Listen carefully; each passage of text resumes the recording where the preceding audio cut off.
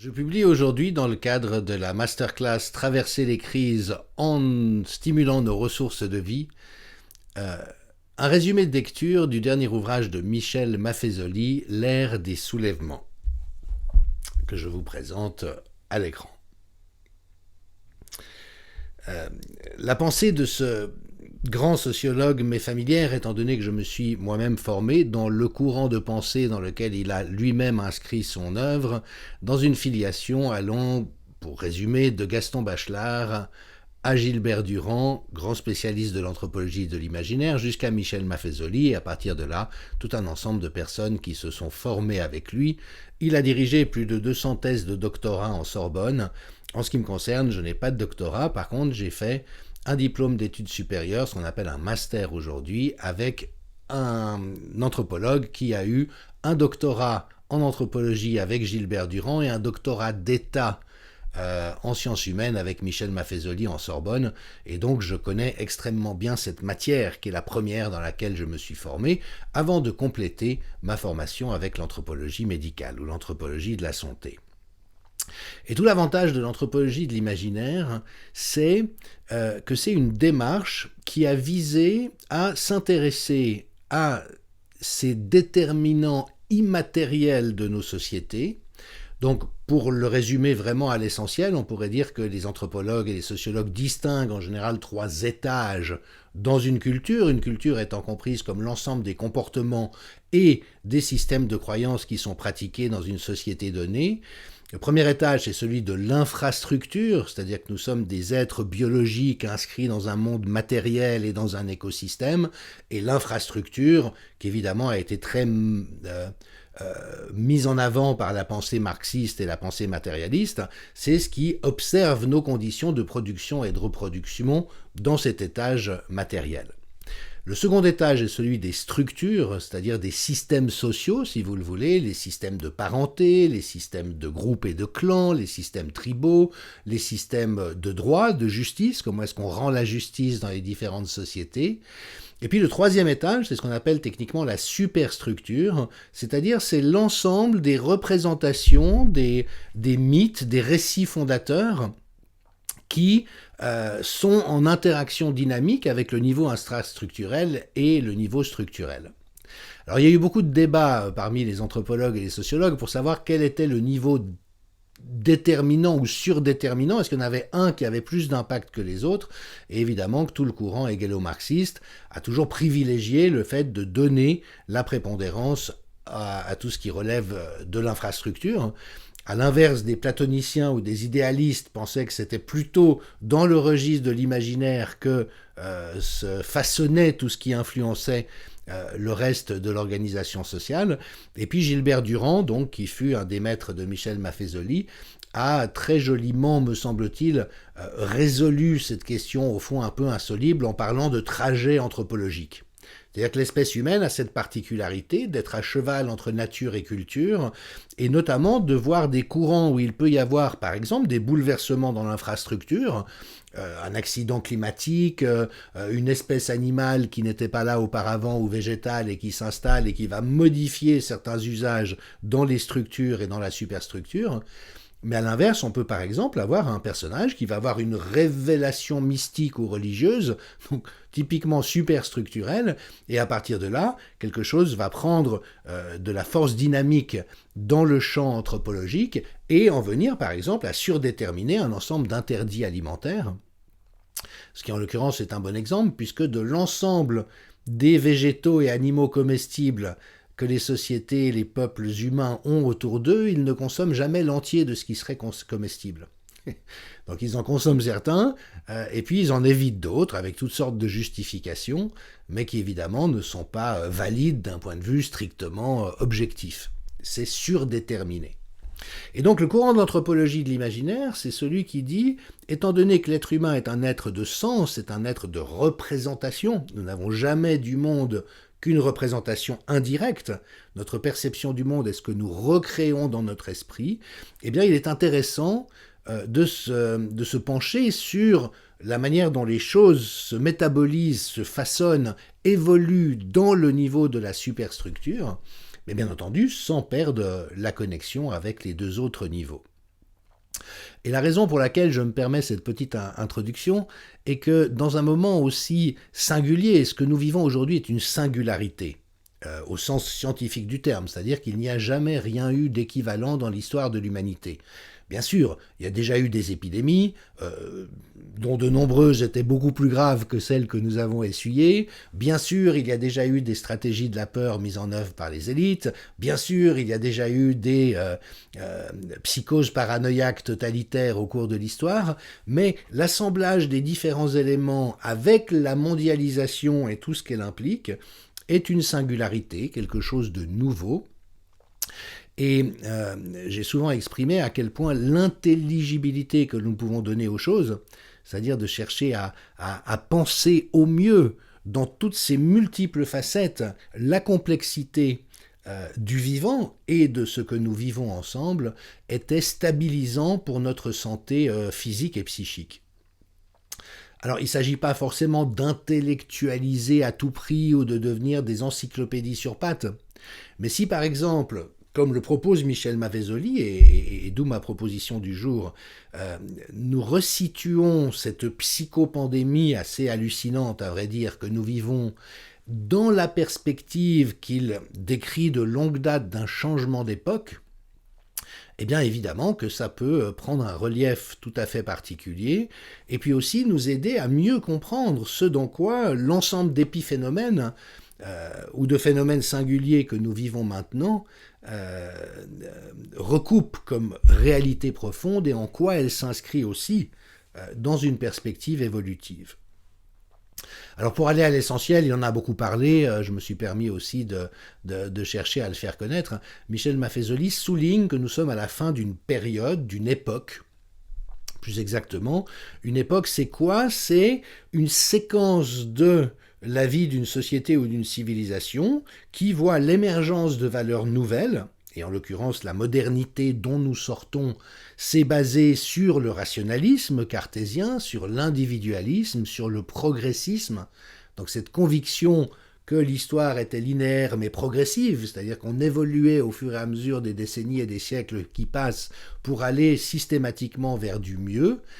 Et donc, cette idéologie qui a apporté tout un ensemble de conquêtes et de choses intéressantes est aujourd'hui finissante, aussi parce que toute idéologie montre tôt ou tard ses limites, ses faiblesses, voire des éléments de toxicité. Et ce que souligne Maffezoli avec tellement de sagacité et de pertinence, c'est qu'à la fin d'une époque, lorsqu'on sort d'un moment historique de cette nature, avant qu'on entre dans le suivant, il y a un moment de flou, un moment crépusculaire, dit-il, où notamment les valeurs qui ont fondé l'époque dont on sort deviennent folles. Et c'est exactement ce à quoi nous assistons. Le fait, par exemple, que les mathématiques, les modèles mathématiques, les statistiques, la métrique, les équations nous aient permis de conquérir un ensemble de choses est tout à fait indiscutable. Maintenant, nous savons tous aussi que l'entier de la vie du vivant et de l'humain n'est pas réductible à des équations ou à des paramètres mesurables. Et actuellement, la médecine est totalement tiraillée entre une médecine humaniste et de la clinique réelle qui fait que face à un patient, un médecin n'a aucun moyen de savoir quel est le traitement qui lui conviendra. On a des statistiques qui disent par exemple que pour 60 ou 80% des patients ayant la pathologie en question, tel ou tel traitement peut apporter une amélioration, mais on ne sait pas si cette personne se situe dans le cœur de la courbe de Gauss statistique ou au contraire aux extrêmes. Et donc il y a quelque chose d'irréductiblement singulier, on parle de colloque singulier entre un médecin et un patient, et donc que tout n'est pas mesurable et prédictible. Et puis, il y a la tentation, Louis Fouché en a excellemment parlé ces derniers temps, d'une médecine algorithmique. Où finalement, et on le voit déjà dans la pratique de la médecine, notamment hospitalière, les patients tendent de plus en plus à n'être réduits qu'à des paramètres biologiques. Donc finalement, le médecin, dans cette logique-là, souvent s'exonère de l'intérêt de parler au patient, il prend le résultat des tests, il dit « Ah bah oui, c'est ça, il faut donner tel traitement », et donc on est uniquement dans quelque chose de logique, mais dans le sens de fini, d'arrêter, ce qu'on appellerait la complication en termes épistémologiques, qui se distingue de la complexité. Peut-être juste pour revenir sur cet élément qu'Edgar Morin a évidemment beaucoup développé, le compliqué, c'est ce qui contient beaucoup d'informations mais qui est fini. Si vous prenez un avion de ligne, par exemple, ou une Ferrari, il y a beaucoup d'informations. Il y a beaucoup plus d'informations dans une Ferrari que dans une 2 chevaux. C'est-à-dire que l'ensemble des éléments de réalité qu'on peut décrire de manière précise pour dire ce qu'est une 2 chevaux, comment la construire, ou dire ce qu'est une Ferrari, n'est pas pareil. Il y a beaucoup plus d'informations dans la Ferrari. Mais c'est une information finie. C'est-à-dire qu'une fois qu'on a décrit tout ce qui constitue une Ferrari, il n'y a pas de surprise, il n'y a rien qui nous échappe. La complexité, à l'inverse, c'est quand, bien sûr, on peut défricher énormément de choses et gagner de la connaissance par rapport à un ensemble de paramètres, mais il y aura par définition toujours quelque chose qui nous échappera parce que l'information n'est pas finie, elle n'est pas circonscrite. On ne peut pas épuiser la rencontre du réel avec l'information disponible. Et pour en donner juste un exemple un peu frappant de ces derniers temps, vous savez comment mon malheureux confrère Yuval Harari, qui est devenu éminence grise, sinon âme damnée de Klaus Schwab au Forum économique mondial, lui prétend que l'esprit humain aujourd'hui, avec Big Data et toute l'observation que les gens du numérique peuvent avoir sur nos vies quotidiennes à travers l'usage que nous faisons des instruments numériques, nous rend totalement prévisibles. Et donc, nous n'avons pas de libre arbitre, que nous n'avons pas d'âme, qu'il n'y a rien qui puisse échapper à la divination des systèmes numériques, et ce qui, évidemment, de mon point de vue, est un pur délire. Et donc aujourd'hui, les propos d'Harari, la médecine algorithmique, les nouvelles méthodes de management qui, rappelons-le, le magnifique ouvrage de Johann Chapoutot, Libre d'obéir, sont inspirés du management nazi, visent à tout paramétrer, tout rendre métrique, tout mettre en équation et tout pouvoir surveiller de sorte à réprimer ou rendre impossible toute déviance par rapport à ce qui a été prévu ou normé, et ça évidemment que c'est en soi délirant. C'est là où Ariane Bilran et d'autres spécialistes de la psychopathologie parlent de dérive collective paranoïaque, c'est-à-dire que le paranoïaque veut tout surveiller tout le temps, parce qu'il a peur. Alors que le commun des mortels sait qu'il est important de surveiller et de contrôler, de maîtriser un certain nombre de choses, mais que tout n'est pas maîtrisable et qu'on peut aborder le réel aussi dans une ouverture à l'inconnu ou à l'imprévisible qui ne soit pas vécu comme étant quelque chose de terrifiant ou de dangereux, mais comme étant juste constitutif de la condition humaine et du vivant, et donc de s'y intéresser. Et c'est là où l'œuvre de Michel Maffezoli, commencée il y a plus de 40 ans, avec déjà des sagacités très intuitives à l'époque sur le totalitarisme doux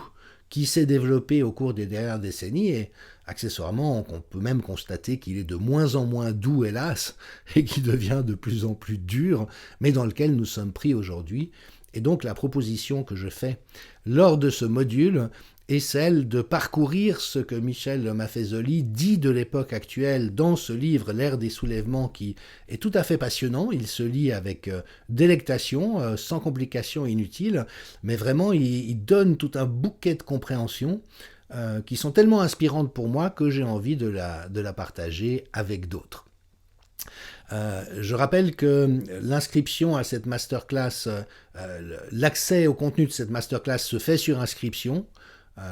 J'ai fait un premier programme gratuit post-Covid, comment nos cerveaux ont été pris en otage et comment nous en libérer. Et puis il y a une nouvelle masterclass à laquelle il est nécessaire de s'inscrire pour accéder au contenu. Toutefois, il y a des abonnements de solidarité, possiblement gratuits pour les professionnels suspendus ou les personnes en difficulté financière. Et sur la plateforme que j'ai construite à cet effet, dont vous trouverez le lien en dessous de cette vidéo, il y a tout ce qui est nécessaire pour se renseigner et, le cas échéant, s'inscrire à cette masterclass et à ces différents programmes. Alors évidemment que je vais réserver le cœur du développement aux participants à cette masterclass. Ce qu'on peut quand même relever comme fait saillant, c'est précisément qu'on est dans la fin d'une époque, l'effondrement d'une époque. Nous sortons de 3 siècles de progressisme, de modernité, d'individualisme et de rationalisme.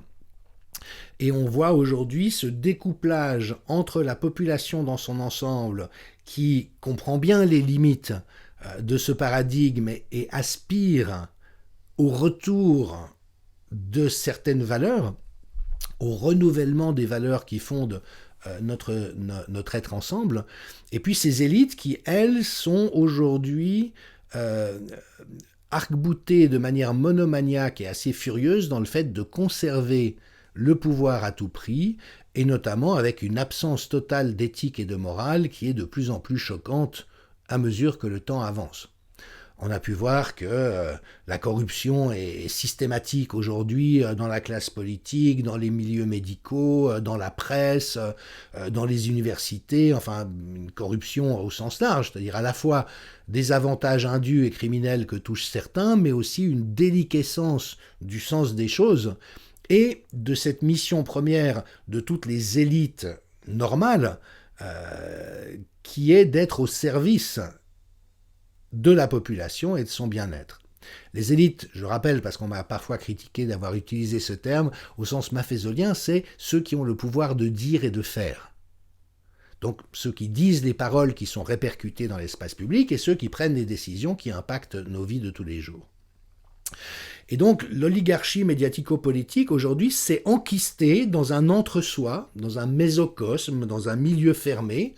où il n'est plus en phase avec la société réelle, et notamment les forces vives de la nation et les besoins existentiels de l'espèce humaine à ce moment de son devenir. Et on le voit en particulier par cette inversion totalement choquante et qui, le souligne Maffezoli, est révélatrice de la décadence, c'est quand on sacrifie les enfants et les jeunes pour des gens qui ont déjà fait leur vie. Et ce qu'on a vu tout au long de cette crise. Je rappelle que la bonne réponse en santé publique, les meilleurs épidémiologistes l'ont dit, c'est de laisser vivre la société, notamment toutes les personnes qui ne sont pas à risque avec le Covid, c'est-à-dire tout le monde en dessous de 70 ans, et puis de protéger les groupes à risque, que sont les personnes âgées, très âgées, ou souffrant de comorbidités, c'est-à-dire de maladies chroniques graves. Celles-là, bien sûr, on les protège, mais le reste de la société, on la laisse vivre le plus normalement possible. Ici, on a fait l'inverse, c'est-à-dire que, soi-disant pour protéger les groupes à risque, mais évidemment que ça n'a eu aucun effet protecteur, eh bien, on a bloqué la société dans son entier en impactant de la manière la plus violente les enfants et les jeunes. Et les femmes, accessoirement, les inégalités de genre se sont beaucoup creusées, et donc ça a été une réponse complètement hallucinante qui est caractéristique des états de décadence. Il y a évidemment un moralisme.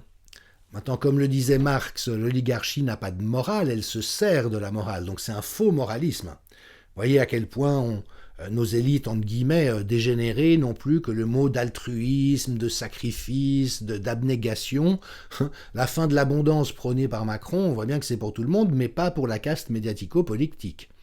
Et d'ailleurs, au moment où les restaurants étaient fermés, vous savez qu'un restaurant en bas de BFM TV recevait le gratin des journalistes de cette chaîne odieuse et de leurs invités à peu près aussi systématiquement odieux en faisant des agapes somptueuses pendant que le peuple était censé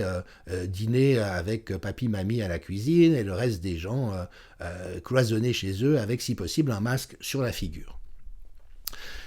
Il y a des superstitions, évidemment, c'est des moments de folie, et nous observons notamment à cette récupération de la science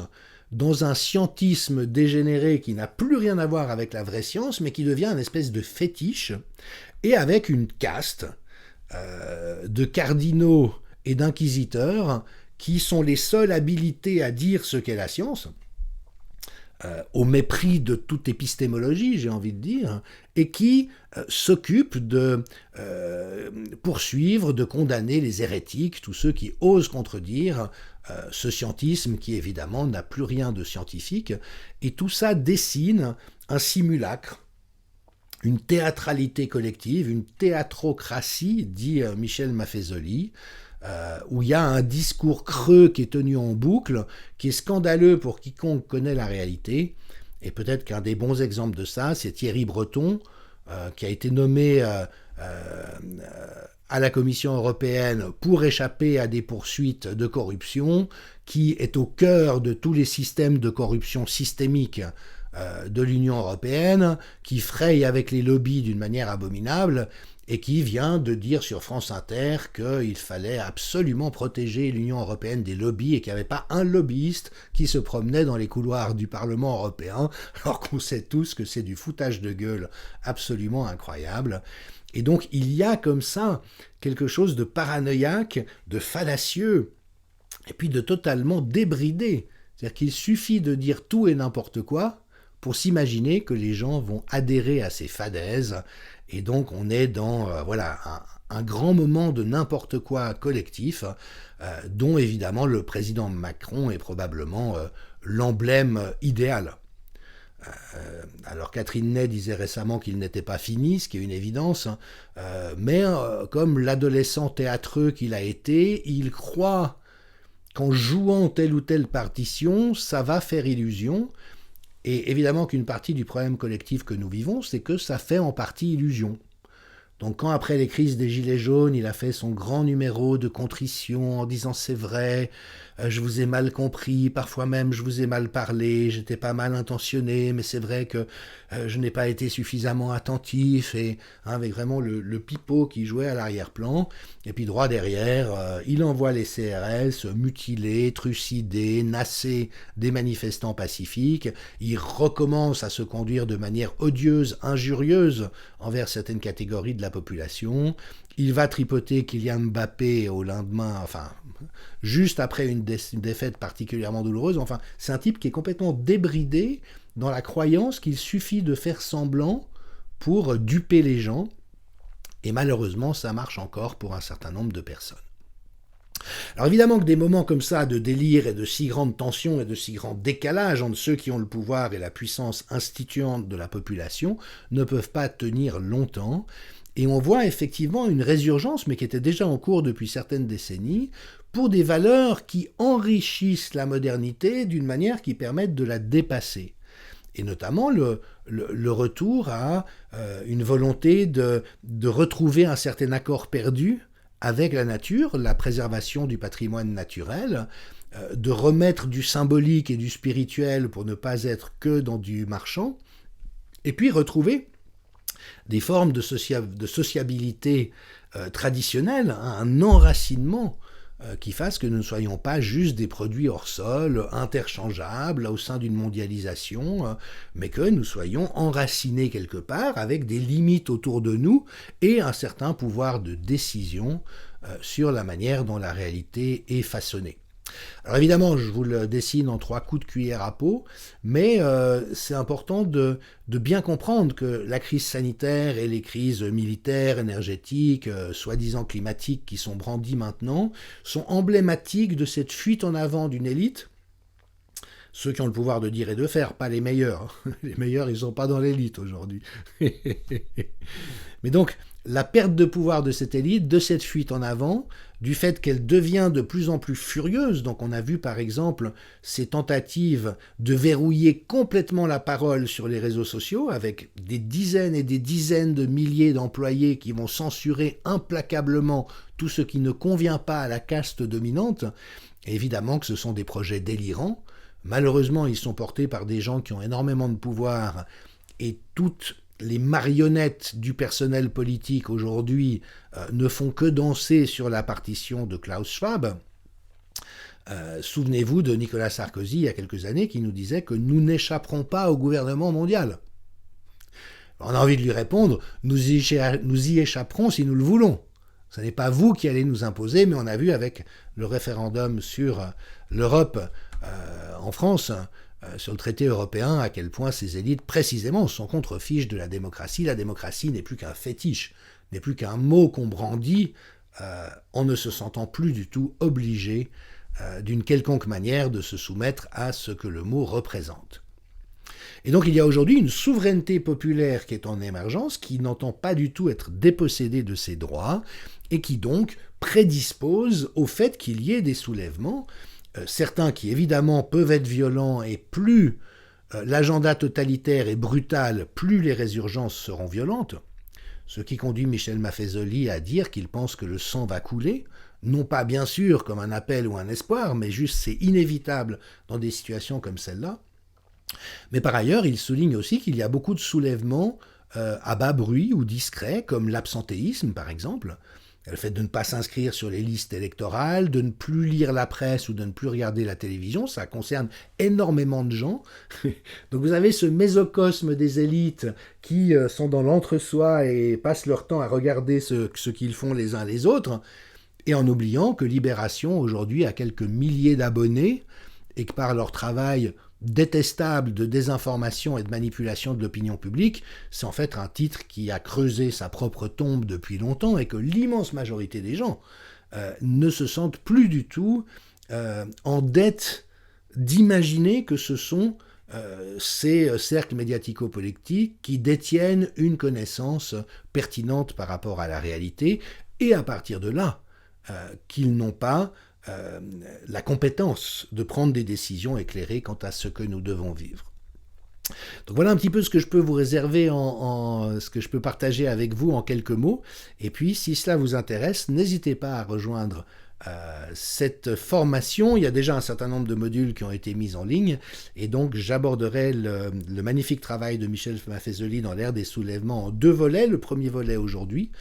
sur les questions que je viens d'évoquer. Et puis, un deuxième volet qui suivra à la rentrée. Merci de votre attention